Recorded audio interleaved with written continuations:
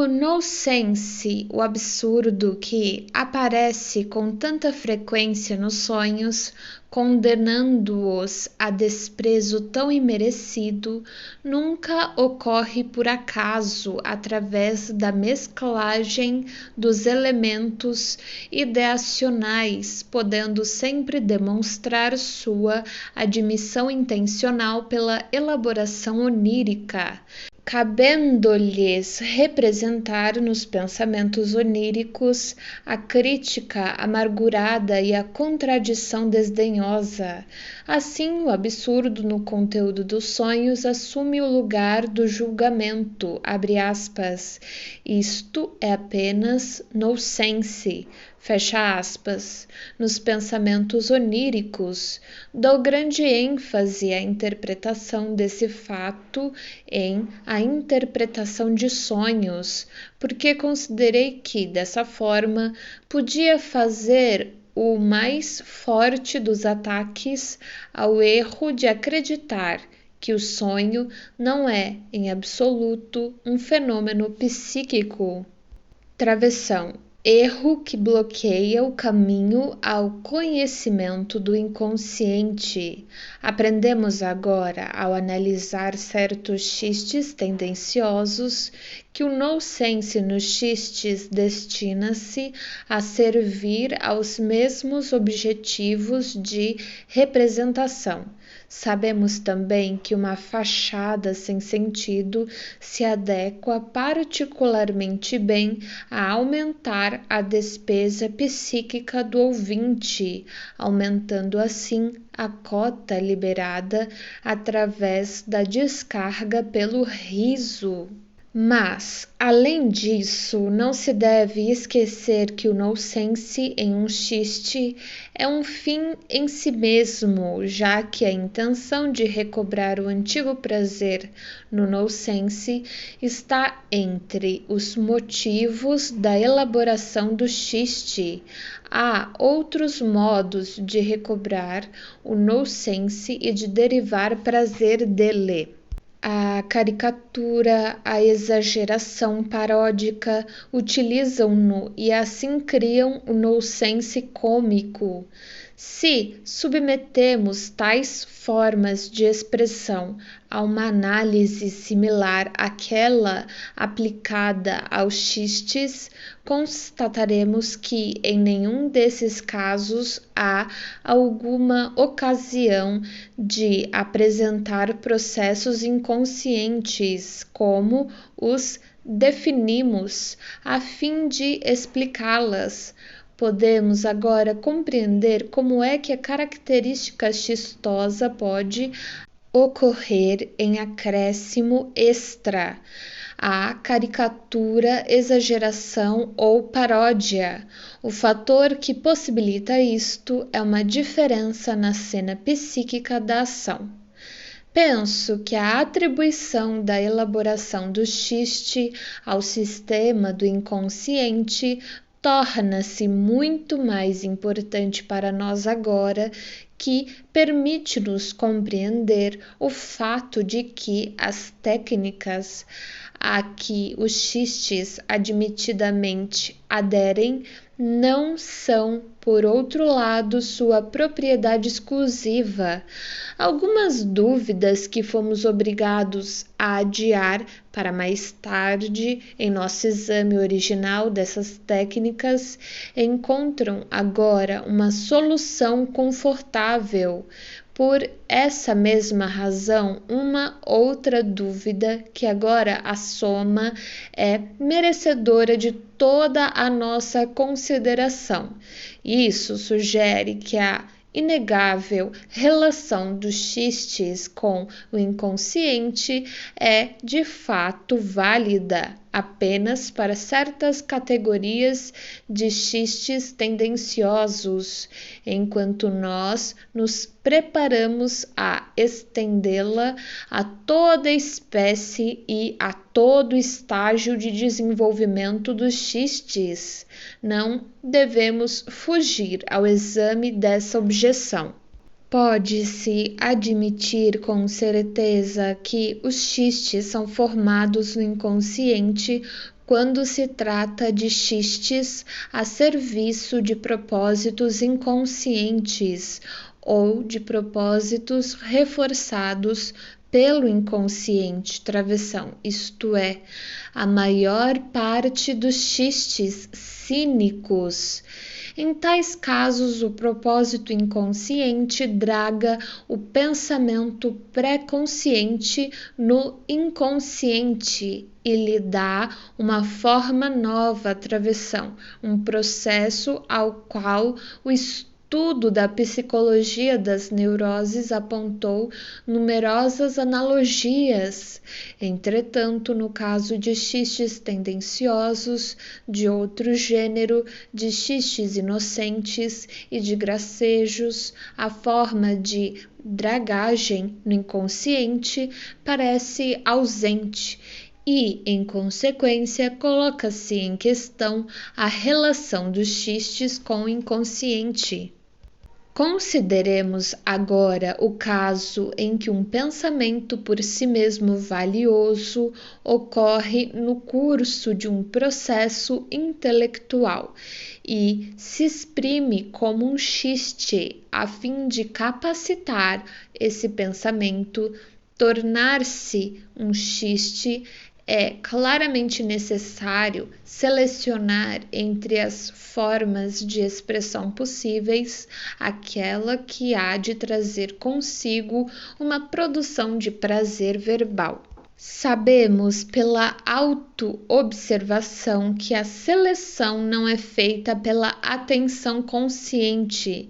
Certamente a seleção será ajudada se a catexia do pensamento pré-consciente for reduzida a inconsciente, pois, como verificamos na elaboração onírica, os trajetos associativos que partem das palavras são, no inconsciente, tratados do mesmo modo que se partissem de coisas. Uma catexia inconsciente oferece condições bem mais favoráveis de se selecionar a expressão. Além do mais, podemos imediatamente admitir que a possível forma de expressão que envolve uma produção de prazer verbal opera idêntica dragagem sobre a ainda instável verbalização do pensamento pré-consciente, tal como faz com um propósito inconsciente no caso anterior. Para o caso mais simples do gracejo, podemos supor que uma intenção permanentemente vigilante de realizar uma produção de prazer verbal capta a ocasião oferecida no pré-consciente de dragar no inconsciente o processo catéxico de acordo com um modelo já conhecido. Devia dar-me por satisfeito se conseguisse, por um lado, fornecer uma exposição mais clara deste único ponto decisivo na minha concepção dos xistes, e, por outro lado, reforçá-lo com argumentos conclusivos. Mas, de fato, o que se me depara não é um dúplice fracasso, mas um único e mesmo fracasso. Não posso fornecer uma exposição mais clara, porque não tenho ulterior comprovação de meu ponto de vista. Cheguei a ele com base no estudo da técnica dos xistes e da comparação com a elaboração onírica, e não a partir de outra base. Constatei então que, em seu todo, adequa-se excelentemente com as características dos xistes. Assim, a concepção foi atingida por inferências. Se, a partir de uma inferência como esta, sou levado não a uma região familiar, mas, pelo contrário, Há uma que é estranha e nova ao pensamento. Denomino hipótese a esta inferência, recusando-me corretamente a considerar a relação da hipótese com o material da qual é inferida como uma prova deste. Pode-se apenas considerá-la como provada se é atingível também por outro trajeto, se é demonstrada como ponto nodal de ainda outras conexões. Mas é impossível uma prova desse tipo, quando mal se inicia nosso conhecimento dos processos inconscientes. Certos de que estamos pisando em solo virgem, contentamo-nos em manter, a partir de nosso ponto de observação, um único passo, breve e incerto, na direção da região inexplorada. Sobre tal fundamento, não é possível construir muita coisa. Se relacionamos os vários estágios do xiste aos estados mentais que lhes são favoráveis, podemos talvez prosseguir como se segue. O gracejo deriva de uma disposição eufórica, aparentemente caracterizada por uma inclinação a diminuir a catexia mental. Emprega já todas as características técnicas dos xistes, cumprindo sua condição fundamental quanto à seleção do material verbal ou das conexões de pensamento. Isto satisfaz tanto aos requisitos da produção de prazer quanto àqueles feitos pela razão crítica. Concluiremos que a descida da catexia do pensamento ao nível inconsciente, facilitada pela disposição eufórica, está presente já nos gracejos. No caso dos xistes inocentes conectados à expressão de um pensamento valioso, não mais se aplica o encorajante efeito da disposição de ânimo. Devemos aqui presumir a ocorrência de uma aptidão pessoal especial, manifestada pela facilidade com que a catexia pré-consciente é abandonada e trocada por um momento pela inconsciente. Um propósito continuamente na mira da renovação da produção original de prazer opera uma dragagem da ainda inconstante expressão pré-consciente do pensamento. Sem dúvida, a maior parte das pessoas é capaz de produzir gracejos quando em boa disposição. A aptidão para fazer xistes apresenta-se apenas em algumas pessoas, independente de sua disposição. Finalmente, a elaboração do xiste recebe seu estímulo mais poderoso quando estão presentes fortes propósitos em direção ao inconsciente, os quais representam uma especial aptidão para a produção de xistes e podem nos explicar por que os determinantes subjetivos dos xistes são encontrados com tamanha frequência em pessoas neuróticas.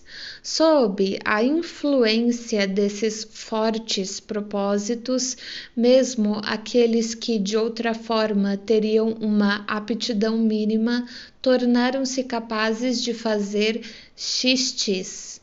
Assim, com essa última contribuição que explica, ainda que apenas por hipótese, a elaboração do xiste na primeira pessoa, nosso interesse nos xistes, estritamente falando, chega ao fim. Resta-nos fazer outra breve comparação entre os xistes e os mais bem conhecidos sonhos, Podemos esperar que, afora a única conformidade já considerada, essas duas funções mentais dissimilares revelem apenas diferenças. Destas, a mais importante consiste em seu comportamento social. Um sonho é um produto mental completamente associal. Nada há nele a comunicar a ninguém. Emerge no sujeito como uma solução de compromisso entre as forças mentais que lutam nele e permanece ininteligível ao próprio sujeito, sendo por essa razão totalmente desinteressante às outras pessoas. Não apenas não reservam qualquer lugar para a inteligibilidade, como devem de fato evitar ser compreendidos, pois seriam desta forma destruídos. Só mascarados podem subsistir. Por esta razão, podem, sem estorvo, utilizar o mecanismo que domina os processos mentais inconscientes, até chegar a uma distorção, não mais endireitável. Um xiste, por outra parte, é a mais sociável de todas as funções mentais que objetivam a produção de prazer. Convoca frequentemente 3 pessoas e sua completação requer a participação de alguém mais do processo mental iniciado. Está, portanto, preso à condição de inteligibilidade. Pode utilizar apenas a possível distorção no inconsciente através da condensação e do deslocamento até o ponto em que possa ser reconstruído pela compreensão da terceira pessoa. Além do mais, xistes e sonhos amadurecem em regiões bastante diferentes da vida mental e devem ser distribuídos em pontos no sistema psicológico bastante remotos uns dos outros.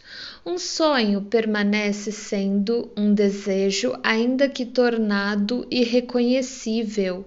Um xiste é um jogo desenvolvido.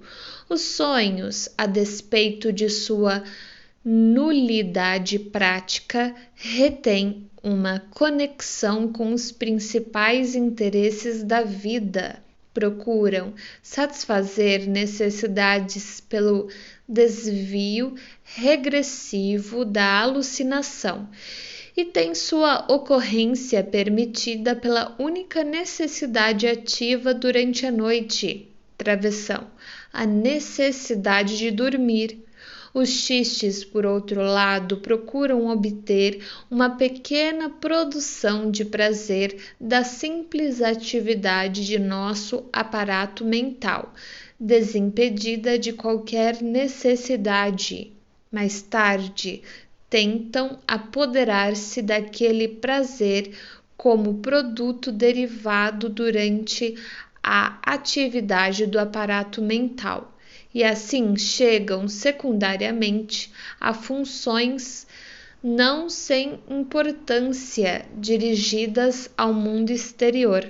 Os sonhos servem predominantemente para evitar o desprazer, os xistes para a consecução do prazer, mas para estas duas finalidades convergem todas as nossas atividades mentais.